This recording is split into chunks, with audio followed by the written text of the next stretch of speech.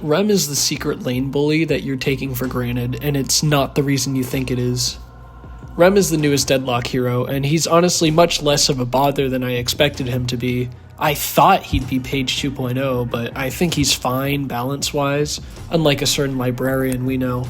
Pillow Toss might be a little overtuned, but it's also his only real damaging ability. Besides, if I had to pin one of his abilities as problematic, Pillow Toss would not be what I point to. Pillow Toss is Rem's first ability, and don't let me downplay, it definitely is strong. It has good spirit scaling and soft CC, and can be used very well for wave clear.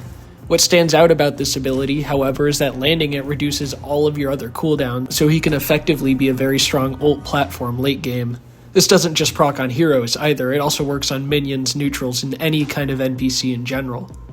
I'm just going to skip to Lil Helpers, Rem's third abilities, because Helpers is by far what I consider to be his strongest ability, that is, in the early game. First and foremost, the fact that it can take Sinner's sacrifices completely for free is insanely powerful. Second, you should always be sending these little guys on box runs if you can for the passive souls and statue buffs. I think this ability to set the Helpers to follow allies is a bit of a noob trap, because while the Spirit Resist is powerful, and it can be used to deny enemies their heal packs if you place it on your own healing creep, there is a bit of a hidden functionality to this ability that the description doesn't mention. They can buy items. That's right, you can send them to your shop to buy anything you have in the queue. This means that you don't have to waste time pulling back too far to buy, and can always keep the aggression up in lane. This also works for Secret Shop, and, you'll never guess this, but also enemy shops in lane, meaning if you're aggressive enough, you don't have to back up at all since it'll be right in front of you. You can do this through walls as well. I'm almost certain the last part isn't intended, by the way, the bit about the enemy shops, but who knows. As stated, this makes Helpers extremely powerful in lane, even without the ability to buy from the enemy's shop, since you can be extremely aggressive. You can also use this to quickly take the enemy's Sinners for free the second it comes up, which denies them a lot of souls. For this reason, I think Rem is going to be a bit of an unexpected lane bully, and his healing is no joke either. He starts to become more normalish during the mid to late game, but I think his secret tunnels make him both an extremely powerful rotator, and will give him a surprising amount of farm from the boxes. As for his flexibility, he's okay. He's definitely a hard support who can deal a bit of damage. I don't really see a reason to play him as a damage dealer or anything, but I think he can flex between straight healing and a CC pick playstyle, so I guess he basically is Paige 2.0.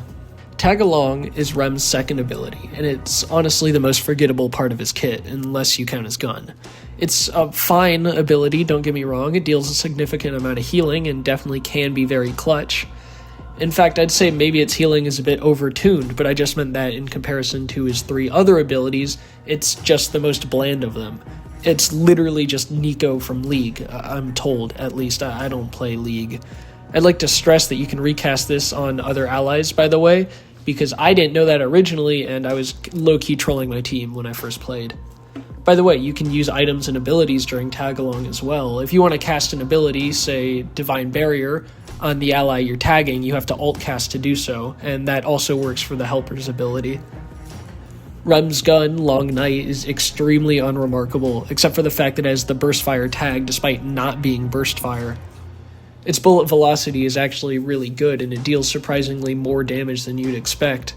Its base DPS value says it's 66, which is more than Infernus 7 Lash, all of whom I'd expect to have a pretty average values of gun DPS, so I do think his gun will be a little slept on. Not that I want people playing gun Rem in my games, just to be clear. Nap Time is Rem's ultimate, and it feels really good to use, actually.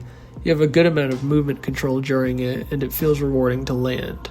In a way, it feels like a weaker version of Death Slam, which I think is good because Rem can get his abilities up way faster than Lash could.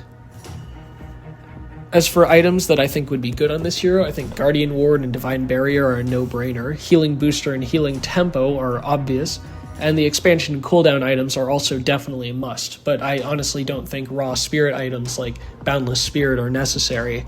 And I know I'm a known trophy collector hater, but I think TC is good on this hero.